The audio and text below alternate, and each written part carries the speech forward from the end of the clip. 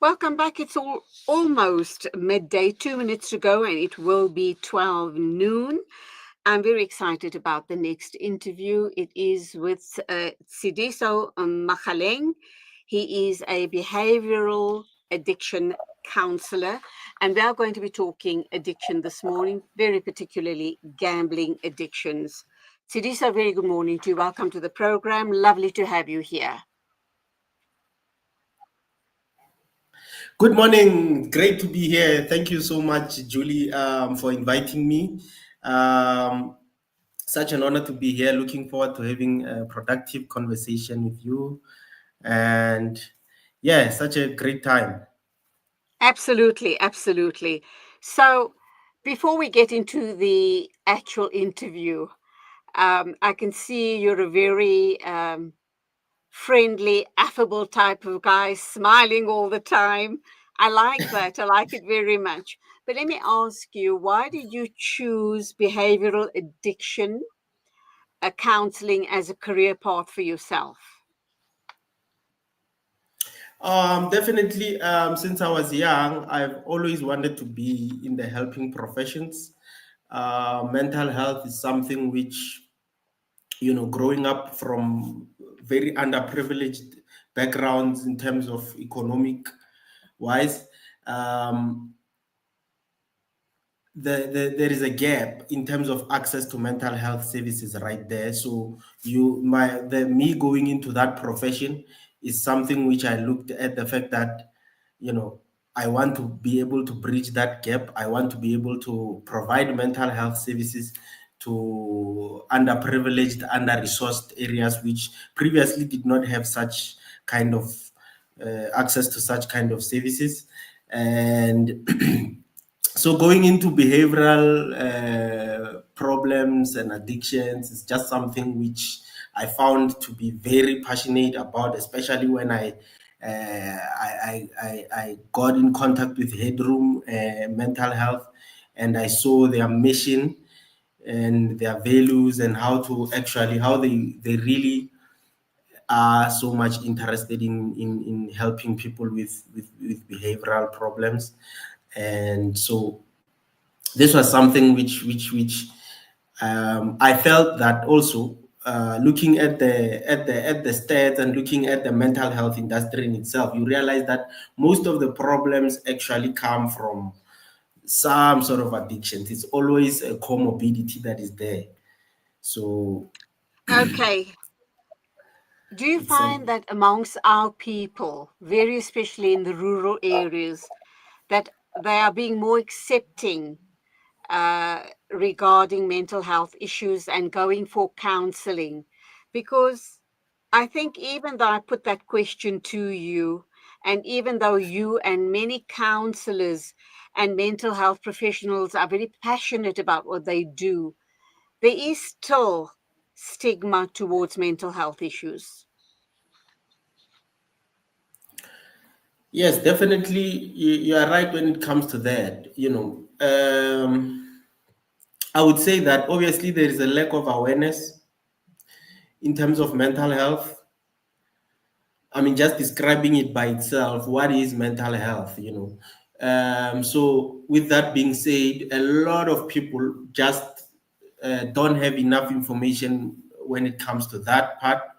There is a lot of stigma. Maybe sometimes it may be associated with the fact that if you are going to see a mental health practitioner, then that would mean you are stressed out, or you are psychologically not okay, like you are psychotic. Some people associated with that. So those are just some of the stigmas associating the mental health industry, and also the fact that, yes, as I've explained, that most of it we never usually had access to it. Most Yeah, of and us never. sadly, and sadly, we don't still quite understand the importance of mental health. And I think our community still are afraid to look it straight in the face, and are kind of afraid of being marginalized, Because if I say to you, I've got diabetes or any other physical disease, I'll get a lot of support and empathy from you. But the moment I say I have a mental health issue, um, it might be a personality disorder, it might be, it might be bipolar or any other thing, or it might be an addiction. People will start marginalizing you, and that is very, very sad. How do we start engaging with our families and our communities for them to respect the fact that if somebody has a mental health disease, they need the support like any other sickness? They need the support as much as other people with other illnesses or diseases. I think to cap that kind of gap, we should start raising more awareness. We should start being comfortable more and facing it head on and start speaking more about mental health. Um, so we should be also as family members, as brothers, as sisters, friends, we should be able to realize within our family members, within our friends, if there are any changes in their behavior, we should be able to know and educate ourselves to see, okay, what change is happening in my neighbor's behavior, and what exactly can I do to be able to help them. So raising awareness and education is definitely one part of the things which we want to go into. Okay, so And let me ask you this all important question. When we talk about gambling addictions, how similar or different is it from other forms of addictions? And we know there's quite a wide range. There's substance abuse, there's sexual abuse, there's nymphomaniacs, there's just such a wide range of addictions. So, how different is a gambling addiction? What are the warning signs that people should be looking out for? And I'm kind of wondering how common or how widespread is a gambling addiction in our country and within our communities. okay, I think it's also very important for the purposes of laying context to our whole conversation, Julie, to first try to understand then what is a gambling addiction, and okay, what is gambling to start with, and because so basically gambling is when someone risks money or something valuable for a chance to win, for a possible outcome, right? So with that being said, this gambling triggers a certain reward system in the brain.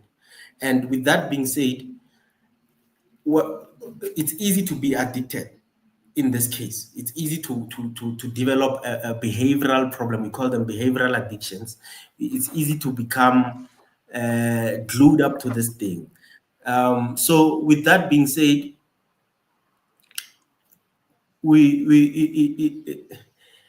I want you to think about this gambling thing, this gambling problem in terms of a spectrum, right? So I want you to think about it this way. On the one hand, you have people who are betting, who are very much have a problem of betting. So basically, these people, they hide it from their family. They use money which they shouldn't use for their livelihood. They use it to bet, and then sometimes they get into debt because of this. And on the other hand of the spectrum, you have people who are betting responsibly, who can still do this activity for fun and entertainment, and that happens in for example almost any addiction that you can think of, or even if we are talking about substance addictions. You can have a drink, um, today you're unwinding, but it shouldn't be to the extent that now this thing is affecting your functioning.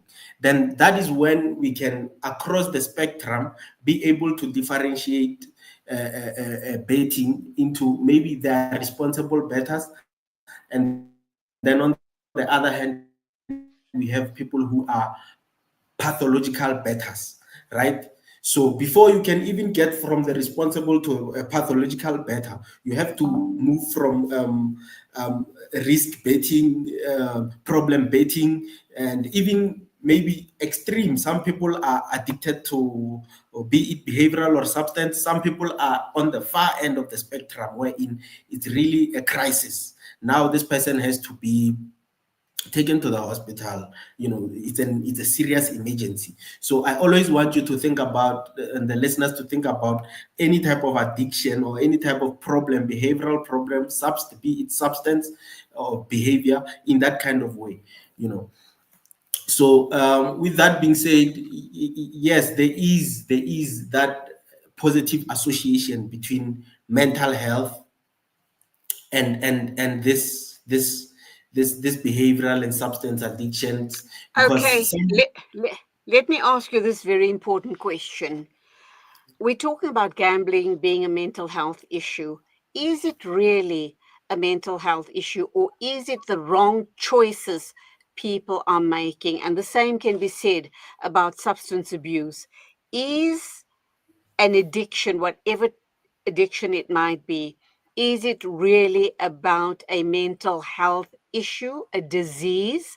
Should it be classified as a disease, or is it about the poor choices people make about their lifestyles?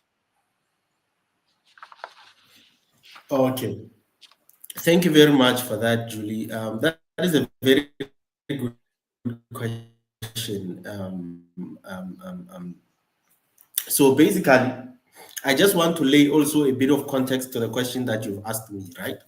So for example, if we're talking about the gambling industry, so we've seen that throughout, in the past 5 years, right? In the past 5 years, people have moved more from casino gambling to online betting, right? So if you remember very well, in the past 5 years, we moved from the normal kind of life into COVID, and so everyone was at home, and so then people moved more into online betting, and we started to see a huge growth in the industry, all in all together, right? So then, with that being said, I want to give you the context that environment is something which plays a role to lead people to this gambling behavior or this kind of behaviors. The influence of the people they are with, sitting at home, and lack of structure. So I'm giving you a sense that to an extent it is a person's choice to engage in that thing. However, we should also look at that thing. For example, people going into financial problems during that period might have been another thing which sort of pushed them towards this thing of betting behavior. And then another thing which you can look at is the fact that some of the people were even feeling very anxious because of the uncertainty that came during the time, and so it's something which happened at the time, but it's still it's a great lesson for us, and it shows us that this is what we can learn about people and the decisions they make. And also, another thing which I want to bring forth to you. Okay, your network is very unstable. Let's take a short break and try and reconnect with you, please. We will connect up with you in a minute.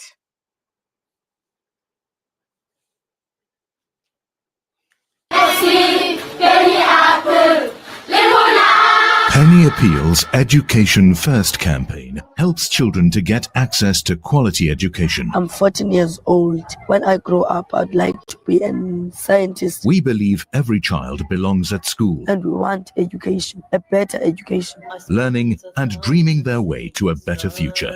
With your help, we can provide classrooms, desks, stationery packs, and school shoes. Help make these dreams a reality. Visit www.pennyappeal.org.za or call 031 1100 573. Penny appeal. Small change. Big difference. Shimmer, sparkle, captivate. Nothing less than a masterpiece. Droplets of gold inspires precious design. Platinum bursts with intricate freshness. And every pure diamond becomes more than just a girl's best friend. Voda Gold Gem Jewelers, where timeless dreams become a reality. Come to us. We tailor-make designer gold, platinum, and diamond jewelry. Trade in or remodel your old gold. Clad yourself with classy name-branded watches. We offer insurance valuation and free zakat calculation. Visit us at 534 Ridge Road, Overport, or call 031 208 9142. Voda Gold Gem Jewelers, manufacturers of fine gold and diamond jewelry. You South African, of course. You anxious about the future. We've got you covered. Build on your wealth portfolio with Randry Jewelers Gold Coin Exchange. Visit us at 151 Stephen Dlamini Road, Musgrave, Durban, or call us on 031 202 4700 for more information. Randry Jewelers Gold Coin Exchange, your passport to gold investment. Dad, these Frymax chips are so tasty. Wow, that really takes me back. My dad bought me a Frymax chips every day after school. They were my favorite when I was your age as well. Quality is at the very heart of what we do, and that's why we ensure that every Frymax packet is filled with the beautiful goodness and flavor-packed taste that you've come to expect from us since 1982.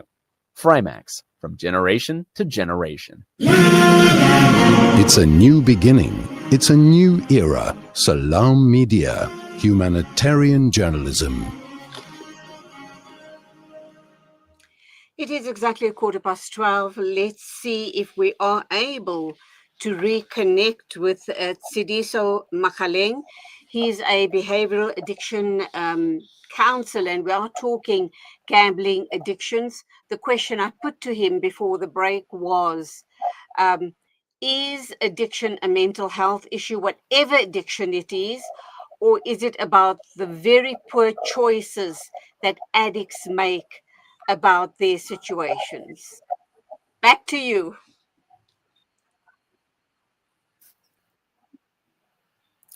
Can you please repeat the question, Julie? Because now I think we're having a connection. Okay, it was, is addiction a mental health issue, or is it about the poor choices that the addicts make? Oh, definitely. Addiction is a mental health issue. I was just on the line with you, explaining to you what happened 5 years back when we had some. I just want to lay for you what can lead this kind of thing.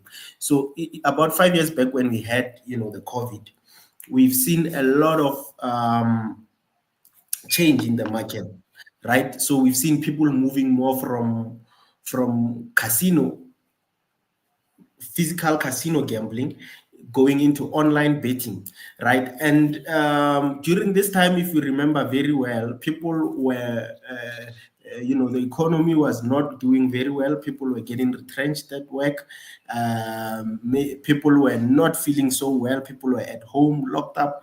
And so this shows that as this thing happened, when people get depressed, get anxious, they develop another habit which can sometimes be able to distract them, and this shows us the link. There is research that shows actually that there is a positive relationship between behavioral gambling problems and other mental health problems like depression and anxiety.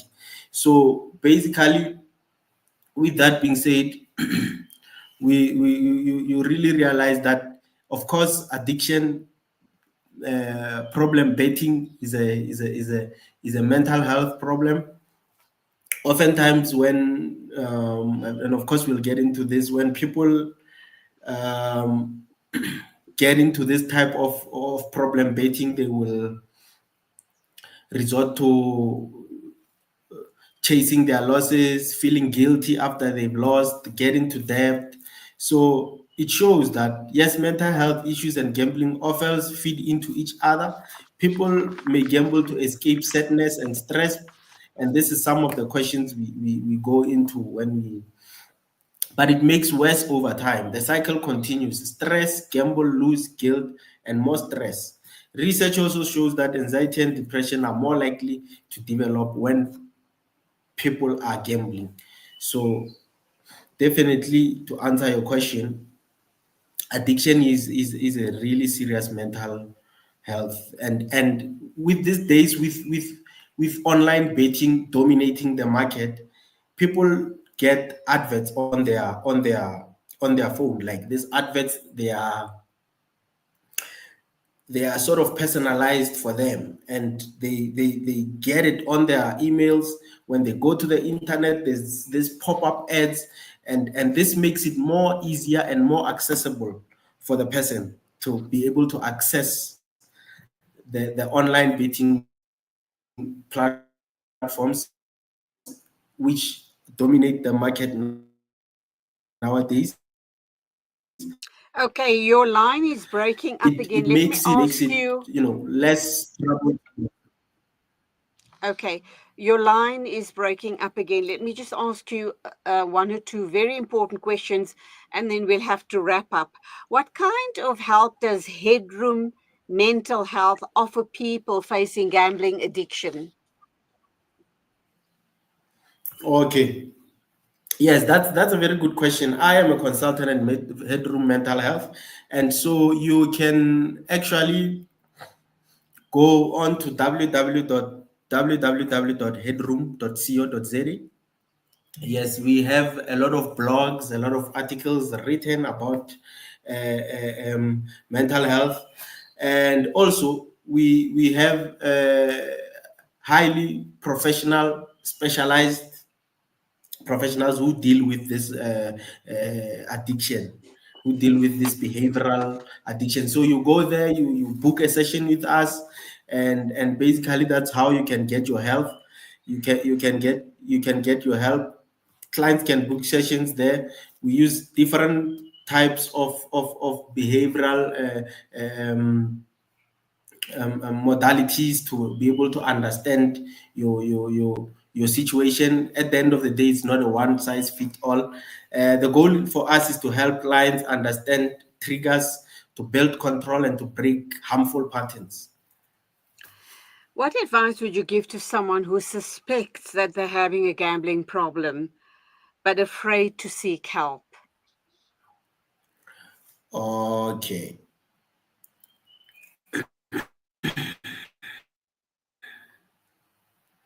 So with people who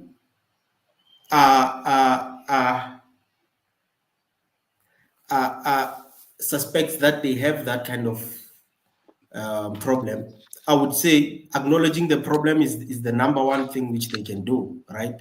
So for them to acknowledge the problem and say that, I'm going to talk to someone I trust is the second step. And then I think they will also have to book a session. Come to the website, read on the articles that we have, and then book a session. Our sessions are completely online. So basically, when you go to Headroom Mental Health, you book a session online, and then you from there on, after speaking to a professional, they are going to have goals. You're going to have your goals with a professional, and how you're going to go about it. So then you stay consistent and follow through with support. Okay, we're going to have to wrap up. I would love to talk with you longer, but the line is so unstable, the connectivity, that it is making it difficult to continue talking. But thank you indeed. How can people reach out for support via Headroom? Do they just go to your website? Yes, definitely. They go to our website. Yes, as I've said, www.headroom.co.za. That's where they can get help for us. They can follow Headroom on social media for free resources and blogs. And they should also remember help is confidential. It's affordable there and available from qualified professionals. You don't have to face a behavioral problem or an addiction problem on your own, just support is literally a click away. Thank you indeed. We're going to leave it there. Tshidiso Makgaleng, behavioral addiction specialist or counselor rather, talking to us about gambling addiction. So thank you for your time. Go well and God bless. And we do apologize. I'm not sure what the quality of the sound has been on your side, but it does seem as if we're having connectivity issues today. Please bear with us. We hope and pray that the next interview will be on a more stable line.